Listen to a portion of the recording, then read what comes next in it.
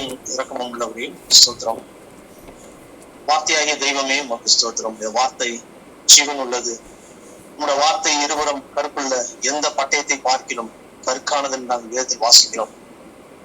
எங்களுடைய இருதயத்தின் நினைவுகளையும் யோசனைகளையும் வகையறுக்கிறது உடைய வார்த்தை. கர்த்தாவே, என்னுடைய இருதயத்தின் நினைவுகளை இதுதான் என்று தீர்மானிப்பது உடைய வார்த்தை.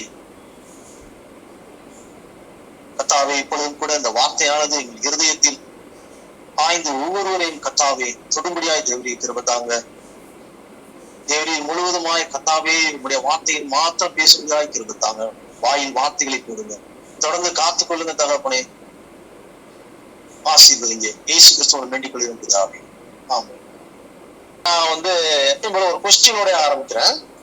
தேவன் எதற்காக நம்மை ரட்சித்தார்? இது ரொம்ப பேசிக்கான கொஸ்டின் தான். ஏன்னா நம்ம எல்லாருமே ரட்சிக்கப்பட்டவர்கள். சோ தேவன் எதற்காக நம்மை ரட்சித்தார் அப்படின்னா உங்களுடைய ஆன்சர் என்னவா இருக்கும்? சும்மா சொல்லுங்களேன். பாவத்திலிருந்து மீட்டெடுக்க. ஓகே, பாவத்திலிருந்து மீட்கிறதுக்காக ரட்சித்தார். அப்புறம்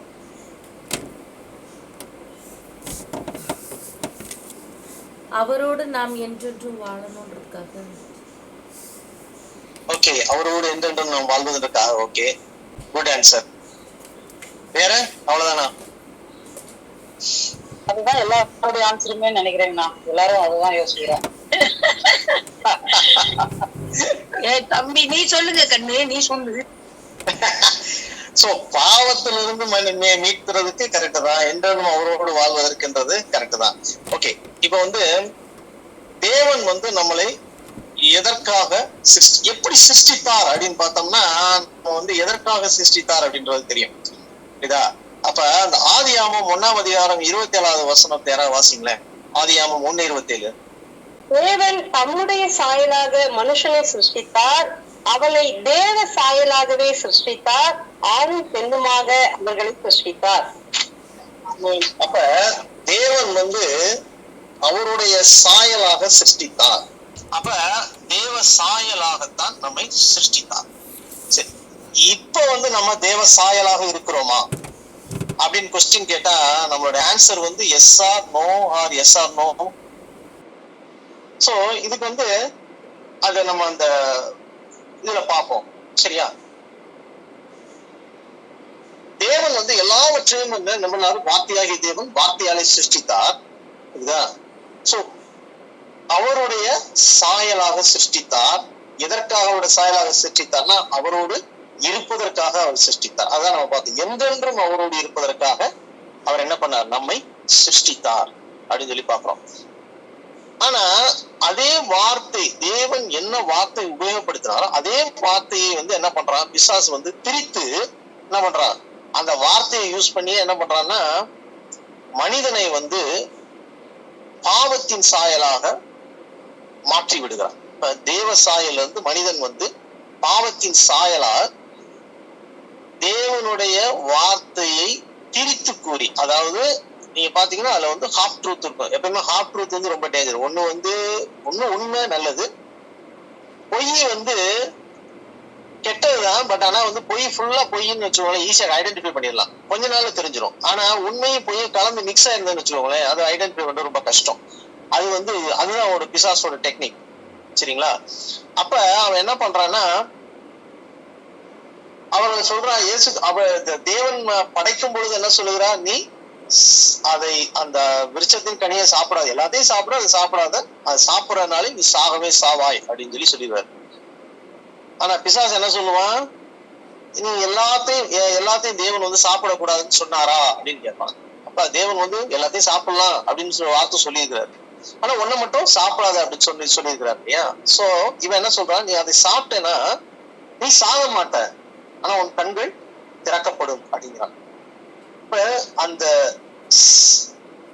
ஆனா என்ன ஆகுறான்? லிட்டரலா என்ன ஆகுதுன்னா மனுஷன் என்ன பண்றான்? செத்துறான். அதாவது மனுஷீகமா அவன் உடனே அப்படியே செத்து மண்ணுக்கு போல. ஆனால் அவனிடத்தில் தேவனால் படைக்கப்பட்ட அந்த தேவ சாயல் அவனை விட்டு போயிடுது. அவன் என்ன பண்ணிடுறான்? பாவ மாம்சத்தின் சாயலா மாறிடுறான். ரெண்டாவது அவனுடைய கண்கள் திறக்கப்படுது. அப்ப அதுக்கு முன்னாடி என்ன குருடனா இல்ல, தேவ சாயலுக்குரிய அந்த மனக்கண்கள் என்ன க்ளோஸ் ஆயிட்டு பாவத்துக்குரிய கண்கள் திறக்கப்படுது. சரியா? இப்ப இது வந்து தேவன் உபயோகப்படுத்தின அந்த வார்த்தைகளை கொண்டே வந்து என்ன பண்றாங்க, யூஸ் பண்றாங்க. அதே மாதிரிதான் இப்ப வந்து இப்ப தேவன் என்ன பண்ணுகிறார், இந்த விழுந்து போன இந்த மனிதனை மறுபடியும் தேவனுடைய சாயலாய் மாற்றணும். சோ அல்டிமேட் எய்ம், அதாவது தேவனுடைய எண்ணம் எதுனா, மனிதன் திரும்பவும் தேவனுடைய சாயலாக மாற்றப்பட்டு என்றென்றும் அவரோடு இருக்கணும். சரிங்களா? இதுதான் வந்து அவரோட அல்டிமேட் எய்ம். அப்ப தேவனுடைய சாயலாய் நாம் வந்து மாறணும். சரியா? தேவனுடைய சாயலாய் வந்து நாம் வந்து மாறணும். இப்ப தேவனுடைய சாயலாய் நாம் எப்படி மாறுவது அப்படின்னா, அதுக்குதான் என்ன பண்றாரு ஆண்டவர், என்ன பண்றாருன்னா, ஒரு உடன்படிக்கையின் மூலம் இயேசு கிறிஸ்துவை இந்த உலகத்துக்கு அனுப்புகிறார். உலகத்துக்கு அனுப்பி அவர் என்ன பண்றாரு, அவரோடு நாம் மரிக்கும் போது நாம் வந்து என்ன பண்றோம், அவரோடு அடக்கம் பண்ணப்பட்டு அவர் உயிர்த்தெழுதும் பொழுது கிறிஸ்துவை போல நான் என்ன பண்றோம், புதிய மனுஷனை தரித்து கொண்டு நம்ம எழும்புகிறோம். சரியா?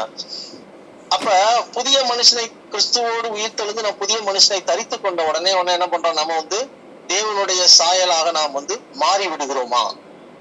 யாராவது ஆன்சர் சொல்ல முடியுமா? நாம் தேவனுடைய சாயலாக மாற்றப்பட்டு விடுகிறோமா? இயேசு கிறிஸ்துவோடு நாம் எழுந்தவுடன் நாம் தேவனுடைய சாயலாக மாறி விடுகிறோமா?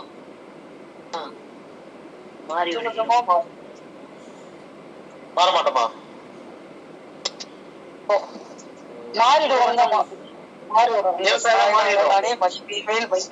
மறுரூபப்படுகிறோம். அவர் இடத்துக்கு போறோம்னா மாறினவனா அங்க போக முடியும். ஆவியானவர்னால அப்படி கொஞ்சம் கொஞ்சமா மாறிட்டே வரும். இல்ல, நான் என்ன கேட்கிறேன்னா, கொஞ்சம் கொஞ்சமா மாறுறோமா இல்லாட்டி மாறிடும்?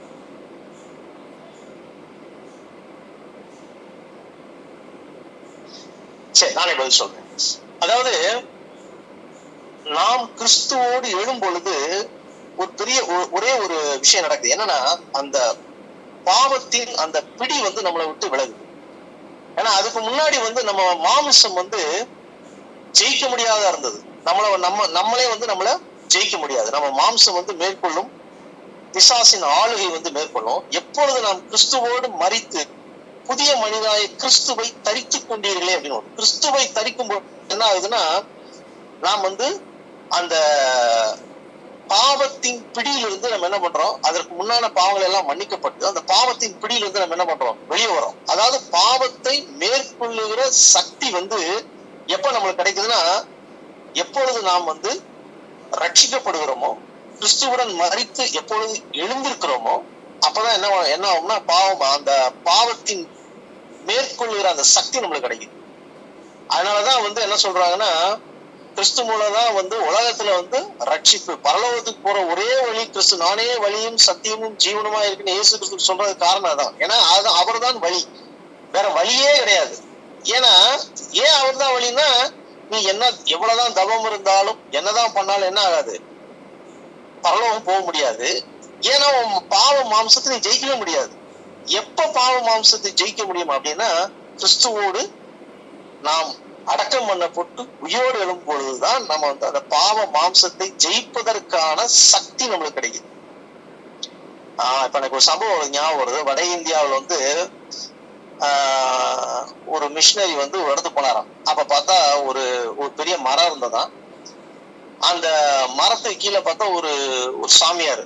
அவர் என்ன பண்றாரா, மரத்துக்கு கையிரண்டையும் மரத்தை கட்டிட்டு மரத்துக்கு கீழே நின்றுட்டே இருக்கிறாராம். காலெல்லாம் பயங்கரமா வீங்கி இருக்குது. அப்ப வந்து அவருடைய சீஷர்கள் வந்து அவர் காலில் வந்து ஃபுல்லா அப்படியே யானைக்கால் மாதிரி வீங்கி இருக்கு. கடுகு எண்ணெயை போட்டு தடவி விடுறாங்க. ஏன்னா கடுகு எண்ணெய் போட்டா கொஞ்சம் அது வீக்கம் குறையும்.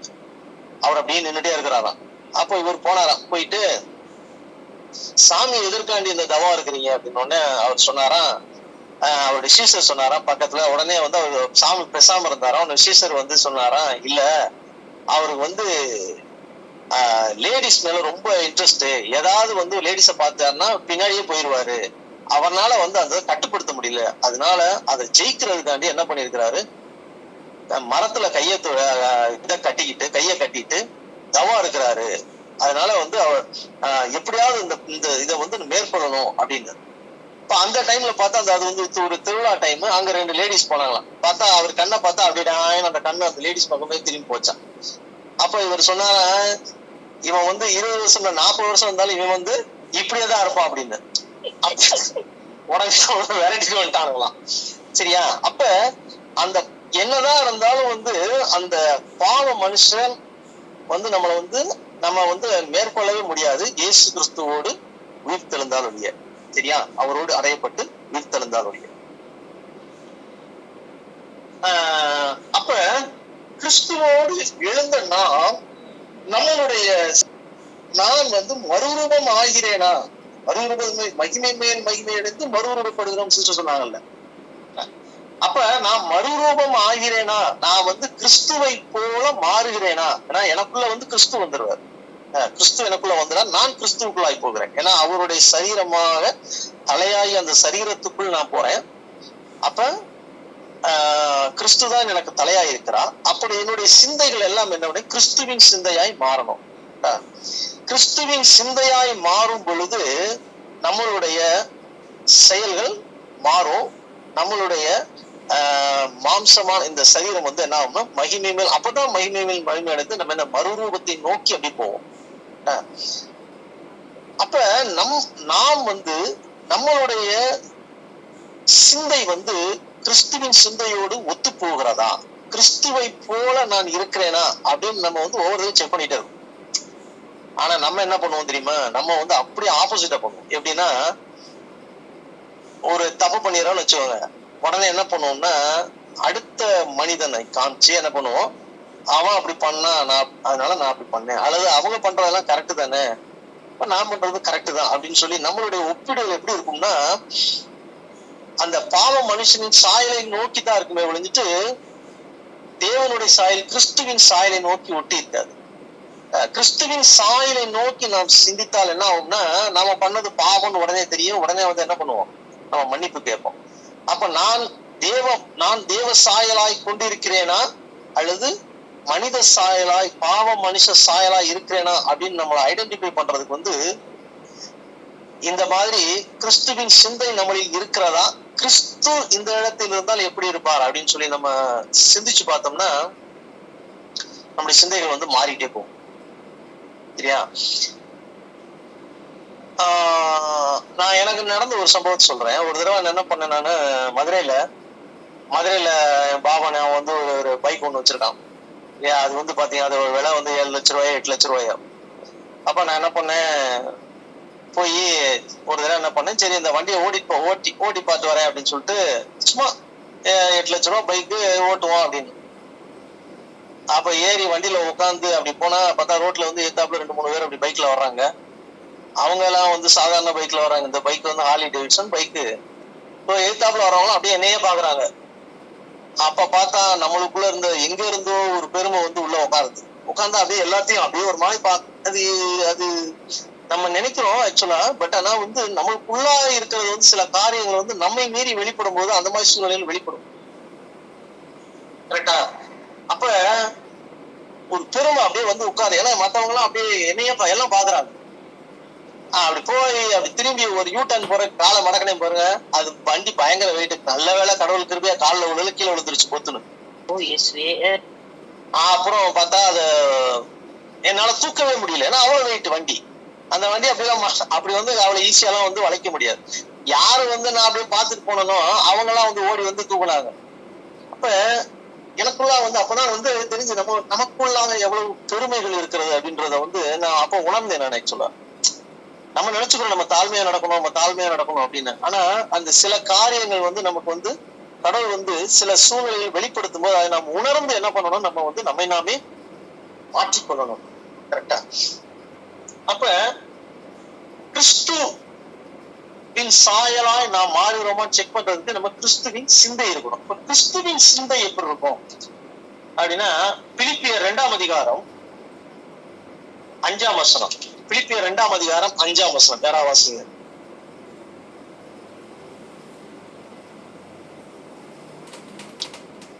கிறிஸ்து இயேசுவின் சிந்தையே உங்களிடம் இருக்க கடவுது.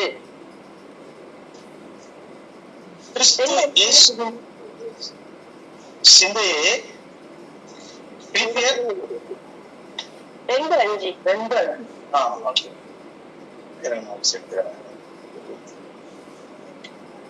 கிறிஸ்து இயேசுவில் இருந்த சிந்தையே உங்களிலும் இருக்க கடவுது. அதாவது அவர் என்ன சிந்தை, இயேசுவின் சிந்தை என்ன, அதுதான் நம்மகிட்ட இருக்கணும் அப்படின்னு சொல்லி சொல்றாங்க. ஏன்னா அப்பதான் நான் என்ன பண்ணுவோம், மறுரூபப்படுவோம், மகிமை அடைவோம், தேவ சாயலாய் மாறுவோம் அப்படின்னு. அவருக்குள்ள என்ன சிந்தை இருந்தது அப்படின்னு பாத்தீங்கன்னா அது கீழே போட்டிருக்கு. அவர் தேவனுடைய ரூபமாய் இருந்து தேவனுக்கு சமமாய் இருப்பதை கொள்ளையாடின பொருளாக எண்ணாமல். பாத்தீங்கன்னா அவர் வந்து தேவன், அவர் ஒரு தேவன் இல்லையா, தேவனுக்கு சமமாய் இருப்பதை கொள்ளையாடின பொருளாக எண்ணாமல். கொள்ளையாடின பொருள்னா அதுக்கு வந்து ஒரு என்ன சொல்றதுன்னா, ஒரு தான் இஷ்டத்துக்கு எது வேணாலும் பண்றது. அதுக்கு வந்து ஒரு மதிப்பே கிடையாது. இப்ப நீங்க வந்து பாத்தீங்கன்னா நாங்க அங்க முன்னாடி இதுல இருக்கும்போது, மதுரையில இருக்கும்போது, இப்ப இருக்க பழைய வீட்டுல இருக்கும் மதுரையில இருக்கும் பொழுது, அங்க பின்னாடி வந்து ஒருத்தர் வந்து, நான் கேள்விப்பட்டது சொல்றேன், ஒருத்தர் வந்து இளநீ வியாபாரி ஒருத்தர் இருப்பாரு சரியா. இப்ப மத்த இடத்துல வந்து இளநீ வந்து 60 ரூபா வச்சுக்கோங்க, அவர்கிட்ட போனீங்கன்னா 40 ரூபா கிடைக்கும், 35 ரூபா கிடைக்கும். ஏன்னா மத்தவங்க என்ன பண்ணுவாங்க, 50 ரூபாய்க்கு இளநீ வாங்கி 10 ரூபா லாபம் வச்சு விற்பாங்க. இவருக்கு வந்து என்ன, இவர் வந்து என்ன பண்ணுவாரு, இளநீ எங்கேயா திருப்பி வந்துருவாரு, இவருக்கு மொத்தமே லாபம் தான். அவருக்கு அந்த இளநீ விலையை பத்தி கவலை இல்லை, 35 ரூபாய்க்கு வித்தாலும் அவருக்கு லாபம் தான். கரெக்டா. அப்ப அந்த பொருளுக்கு வந்து எந்த விலையும் கிடையாது. அப்ப வந்து அது போல தேவன் என்ன பண்றாருன்னா, அதை கொள்ளையாடின பொருளாக எண்ணாமல், அதாவது அதை வந்து ஒரு தன் இஷ்டத்துக்கு எதுவும் பண்ணாம என்ன பண்றாரு, தம்மை தாமே வெறுமையாக்கி அடிமையின் ரூபம் எடுத்து மனுஷ சாயலானார். அது பட்ட அடுத்த வசனம் பாருங்க. அவர் வந்து நமக்காக மனுஷ சாயலாக தம்மை தாமே என்ன பண்ணார், வெறுமையாக்குறார். அதுதான் கிறிஸ்துவின் சிந்தை. கிறிஸ்துவின் சிந்தை வந்து தம்மை வெறுமையாக்கக்கூடிய அந்த சிந்தை. இரண்டாவது பாக்குறோம், அவர் மனுஷ ரூபமாய் காணப்பட்டு மரண பரியந்தம், அதாவது சிறுமையின் மரண பரியந்தம் கீழ்ப்படிந்தவராகி தம்மை தாமே தாழ்த்தினார். அப்ப கிறிஸ்துவின் சிந்தை என்ன பண்ணும்னா, தம்மை தாழ்த்தக்கூடிய அந்த சிந்தையா இருக்கும். கரெக்டா. நம்மை தாழ்த்தக்கூடிய சிந்தை. வந்து யாராவது கூட ஏதாவது பிரச்சனை வந்துச்சுன்னா நம்ம வந்து நம்மளை பத்தி உயர்த்தி பேசுவாங்க. யாரும் தெரியுமா, நான் எனக்கு வந்து இவ்வளவு பலம் இருக்குது, இவ்வளவு தெரியும், அல்லது இவ்வளவு சொத்து இருக்குது அப்படின்னு சொல்லி நம்ம வந்து என்ன பண்ணுவோம், பெருமைப்படுத்துவோம் இல்லையா. ஆனால் கிறிஸ்துவின் சிந்தையுடையவர்கள் என்ன பண்ணுவாங்க, தம்மை தாமே தாழ்த்துவார்கள். அவங்க வந்து அப்பதான் என்ன பண்றாரு, தேவன் எல்லாவற்றையும் மேலாக உயர்த்துகிறான்னு சொல்லி நம்ம பார்க்கணும்.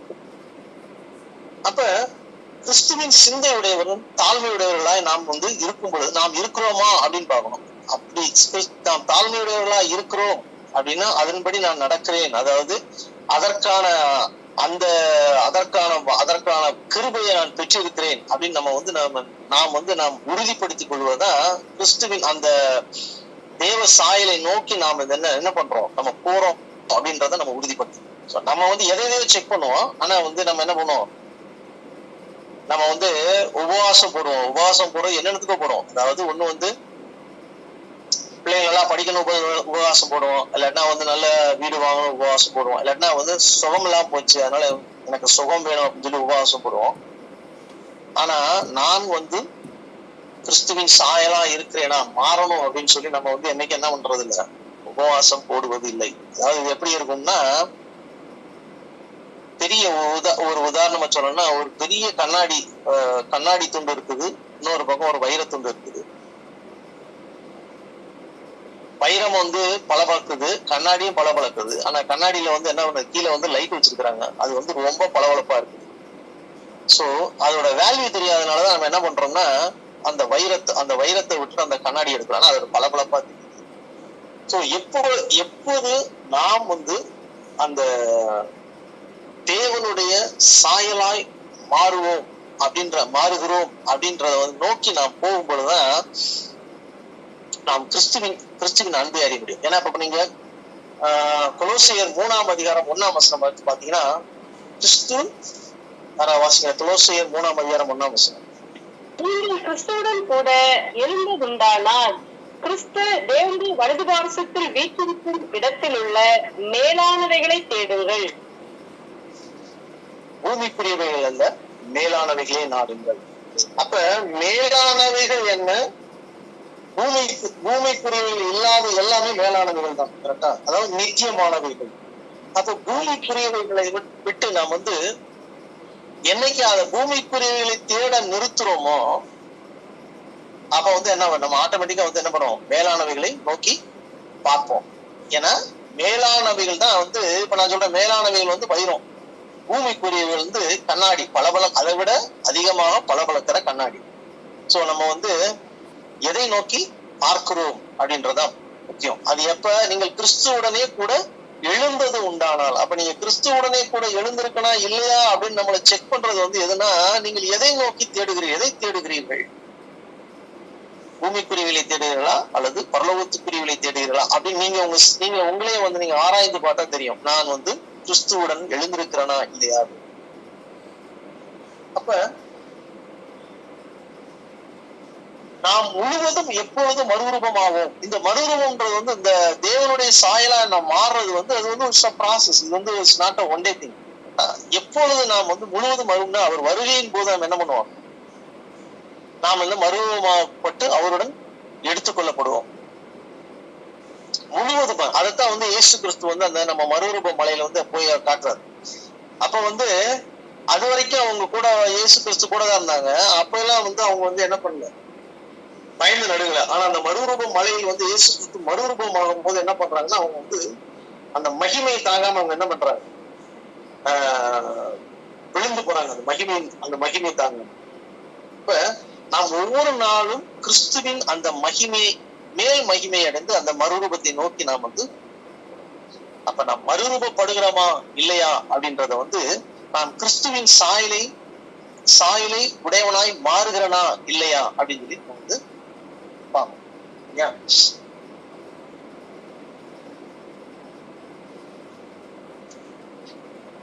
சரி. இப்ப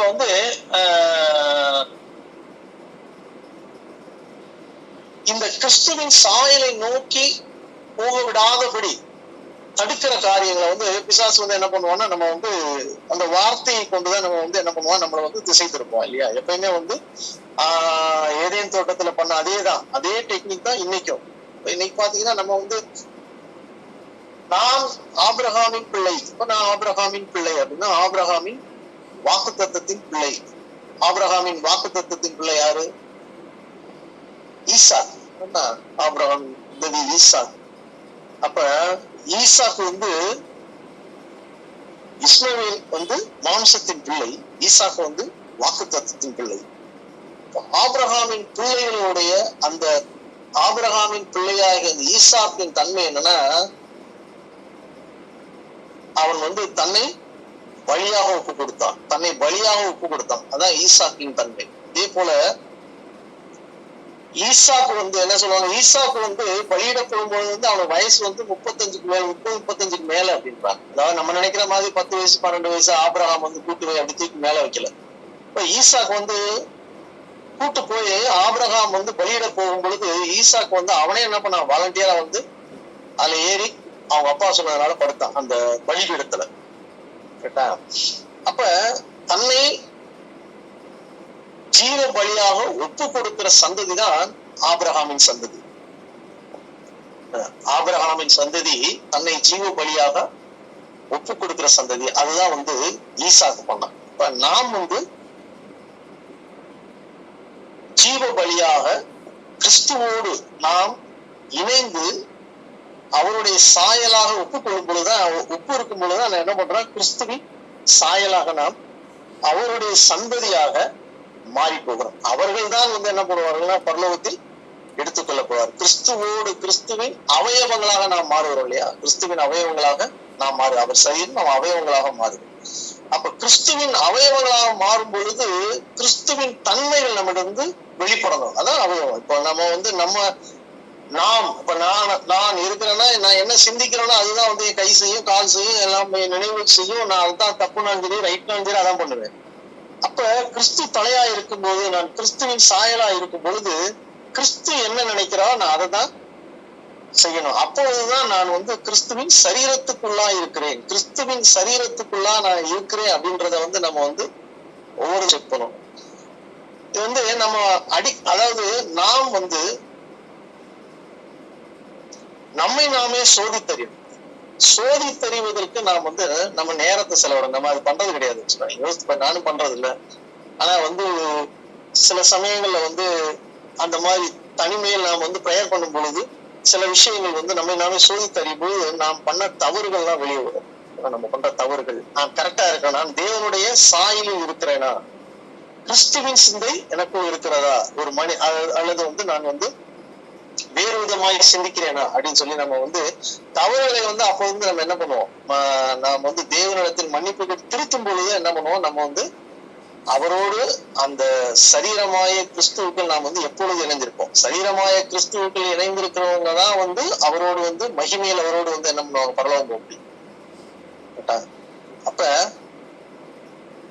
இந்த உலக காரியங்களையும் உலகத்திற்கானவைகளையும் வந்து நம்ம நோக்காம பெண்ணுக்குரியவைகளை நாம் வந்து அதை நோக்கி போகும் பொழுதுதான் நாம் வந்து அவரை போல கிறிஸ்துவின் சாயலாக மாறுவோம். கிறிஸ்துவின் சாயலாய் நாம் மாறும் பொழுது அவரோடு என்றென்று அவரோடு இருக்கும். அதான் அந்த மனவாட்டியா இவர் என்ன பண்ற, கிறிஸ்துவ அவரோடு இணைத்துக் கொள்கிறார். அப்ப அந்த ஏதேன் தோட்டத்தில் எப்படி அந்த தொடங்கினதோ அது போல அவரோடு என்றென்றும் நாம் சரியா.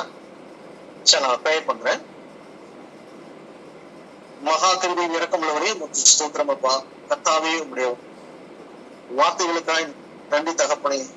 தேவரே, மனித சாயலா இருக்கிற எங்களை மண்ணுக்குரியவர்களான எங்களை விண்ணுக்குரியவர்களாய் மாற்ற கர்த்தாவே, விண்ணுக்குரிய நீர் தகப்பனே, மண்ணுக்குரியவர்களாய் வந்து தகப்பனே எங்களை மீட்டு தேவரே விண்ணுக்குரியவர்களாய் மாற்றுகிற கிருபைக்காய் ஸ்தோத்திரம் தகப்பனே. கர்த்தாவே, உடைய சாயலை நாங்கள் அடைந்து கொள்ளும்படியாய் தேவரே, பிசாசின் தந்திரங்களை ஜெயிக்கும்படியாய், பாவ மாம்சத்தின் சாயலை ஜெயிக்கும்படியாய் கர்த்தாவே உன்னோடு கூட சிலுவையில் அறைந்து கர்த்தாவே என்னுடைய பாவங்களை எல்லாம் நீக்கி உன்னோடு கூட எழுந்திருந்து கர்த்தாவே தேவரே அந்த பாவ மாம்சத்தை ஜெயிக்கிற அந்த கிருபையை, அந்த பலத்தை எங்களுக்கு கொடுத்ததற்காய் ஸ்தோத்திரம் தகப்பனே. இப்பொழுது கர்த்தாவே, நாங்கள் அனுதினமும் தேவனுடைய சாயலாக மாறுகிறோமா என்பதை நாங்கள் கர்த்தாவே அனுதினமும் எங்களை சோதித்து அறிந்து கர்த்தாவே மாற்றிக்கொள்ள கிருபை தாங்க. உங்களுடைய சாயலாய் மாறுவதற்கு கர்த்தாவே உங்களுடைய கிருபை நோக்கி நாங்கள் கெஞ்ச தேவரே கிருபை தாங்கப்பா. கர்த்தாவே, கேட்கிற இந்த வேத வசனங்கள் ஒவ்வொரு இருதயத்திலும் ஆளுகை செய்ய முடியாத கிருபை தாங்க. தொடர்ந்து உங்களுடைய கிருபையினால் நடத்துங்க, காத்துக்கொள்ளுங்க. இயேசு கிறிஸ்துவின் வேண்டிக் கொள்கிறோம் பிதாவே. ஆமென், ஆமென். எனக்கு அப்படியே எண்டிங் ப்ரே பண்ணி முடிச்சிருங்க. எங்களை நேசிக்கிற நல்ல தகப்பனே, இந்த அருமையான இந்த இரவு வேலைக்காய் நன்றியோடு கூட உங்களை துதிக்கிறதா, உங்களை ஸ்தோத்திரிக்கிறப்பா. மட்டுமா எங்களோடு கூட பேசிய வார்த்தைகளுக்காய் உமக்கு கொடான கொடி ஸ்தோத்திரப்பா. ஸ்தோத்திர தகப்பனே, நீங்கள் கிறிஸ்துவுடன் கூட எழுந்ததுண்டானால் பூமியில் உள்ளவைகளை அல்ல மேலானவைகளையே நாடுங்கள். கிறிஸ்து இயேசுவில் இருந்த சிந்தையே உங்களில் இருக்க கடவுது என்று தகப்பனே, எங்களோடு கூட கிறிஸ்துவின் சிந்தையை குறித்து நீர் பேசினீரே தகப்பனே. அப்பா, உமக்கு கொடான கொடி ஸ்தோத்திர ராஜா. நன்றிங்கப்பா, நன்றிங்கப்பா. ஆமென் ஆண்டவரே, நாங்கள் ஒவ்வொரு நாளும் எங்களை அனலைஸ் பண்ண தகப்பனே, நாங்க உங்களை போல நாங்க வாழ்றோமான்னு நாங்க ஆமென் ஆண்டவரே எங்களை நாங்க சோதித்து அறிய கர்த்தாவே எங்களுக்கு நீங்க உதவி செய்யப்பா. அப்பா, உங்களுடைய சாயலாக நாங்க மாற எங்களுக்கு நீங்க உதவி செய்யப்பா. ஒவ்வொரு நாளும் சின்ன சின்ன விஷயங்கள்ல இயேசுவை போல நாங்க வாழ எங்களுக்கு நீங்க உதவி செய்ய தகப்பனே. ஆமென். அவர் பிதாவுக்கு சமமாய் இருப்பதை ஆமென் தகப்பனே கொள்ளையாடின பொருளாக எண்ணாமல், தமக்கு முன்வைத்திருக்கிற சந்தோஷத்தின் பொருட்டு அவமானத்தை எண்ணாமல் தம்மைத்தாம் வெறுத்து சிலுவையின் மரண பரியந்தமும் கீழ்ப்படிந்தவராகி ஆமென் ஆண்டவரே தகப்பனே, நீர் அவமானத்தை நீர் எண்ணவில்லை தகப்பனே. எங்களுக்காய் தகப்பனே நீர் மரண புரிந்தும் உண்மை தாழ்த்தினீர் தகப்பனே. ஆமென் ஆண்டவரே தகப்பனே, நீர் ஐஸ்வர்யம் உள்ளவராய் இருந்தும் நாங்கள் உங்களுடைய ஐஸ்வர்ய தரித்திரத்தினால் ஐஸ்வர்யம் உண்டாகும்படி எங்கள் நிமித்தம் நீர் தரித்திரரானீர் தகப்பனே. ஹalleluya. அதை நினைத்தவர்களாய் தகப்பனே அப்பா நாங்க உம்மை போல வாழக்கூடிய கிருபைகளை எங்களுக்கு நீங்க தாங்க தகப்பனே. உம்மை போல நாங்க வாழணும் ராஜா. அப்பா அதை பத்தி எங்களோடு கூட நீங்க பேசுனீங்களே, உங்களுக்கு கோடான கோடி ஸ்தோத்திர ராஜா. நன்றி அப்பா, நன்றி அப்பா, நன்றி அப்பா. இந்த இரவு முழுவதும் உங்க கரத்தில் நாங்கள் கொடுக்கிறோம் ராஜா. எல்லாருக்கும் நல்ல நித்திரையை நீங்க தரும்படியாய் நாங்கள் ஜெபிக்கிற தகப்பனே. சமாதானத்தோடே படுத்துக்கொண்டு நித்திரை செய்வேன் கர்த்தாவே. நீர் ஒருவரே எங்களை சுகமாய் தங்க பண்ணுகிறீர் என்ற வாக்குத்தத்தத்தின்படி தகப்பனே, நீரே எங்களை சுகமாய் தங்க பண்ணுகிறவர் தகப்பனே. ஹalleluya. நான் படுத்து நித்திரை செய்து கொண்டே விழித்துக் கொண்டே கர்த்தர் என்னை தாங்குகிறார் என்ற வசனத்தின்படி தகப்பனே, நீர் எங்களை தாங்குகிறீர். உமக்கு கோடான கோடி ஸ்தோத்திரப்பா, ஸ்தோத்திரப்பா, ஸ்தோத்திரப்பா, ஸ்தோத்திரப்பா. எங்க வீடு எல்லா ஆமென்வே இந்த குரூப்ல இருக்கிற எல்லாருடைய வீடுகளையும் இந்த கருத்துல கொடுக்கிற தகப்பனே. அப்பா வீட்டை சுற்றிலும் தேவனுடைய பிரசன்னம் ஆமென்வே தேவனுடைய பாதுகாப்பு இருக்கும்படியாய் நாங்கள் ஜெபிக்கிறோம் தகப்பனே. ஹalleluya. எங்களுடைய வழிகளில் எல்லாம் எங்களை காக்கும்படிக்கு எங்களுக்காக உங்களுடைய தூதர்களுக்கு நீர் கட்டளையிடுகிறீரே. உமக்கு கோடான கோடி ஸ்தோத்திரப்பா, ஸ்தோத்திரப்பா, ஸ்தோத்திரப்பா, ஸ்தோத்திரப்பா. எல்லா தீங்குக்கும் நீர் எங்களை விலக்கி பாதுகாக்கிறவரா இருக்கிறதற்காய் உமக்கு கோடான கோடி ஸ்தோத்திரம், ஸ்தோத்திரம், ஸ்தோத்திரம், ஸ்தோத்திரம். இதோ இஸ்ரவேலை காக்கிறவர் உறங்குவதும் இல்லை தூங்குவதும் இல்லை என்ற வசனத்தின்படி தகப்பனே, நீ தூங்காமல் உறங்காமல் எங்களை பாதுகாக்கிறதற்காய் உமக்கு கோடான கோடி ஸ்தோத்திர ராஜா, ஸ்தோத்திர தகப்பனே. எல்லாரையும் உடைய கருத்தில் நாங்கள் ஒப்புக் கொடுக்கிறோம். நல்ல நித்திரையை தருவீராக, நல்ல சுகத்தை தருவீராக, பலத்தை தருவீராக, சமாதானத்தை தருவீராக தகப்பனே. எங்கள் எல்லாரையும் உடைய கருத்தில் ஒப்புக் கொடுக்கிறோம். இயேசுவின் நாமத்தில் ஜெபிக்கிறோம் நல்ல பிதாவே. ஆமென், ஆமென். ஆமென். நாம் யாவரும் இணைந்து சொல்லுவோம். ஆத்துமாவே கர்த்தரை ஸ்தோத்திரி, என் உள்ளமே அவரை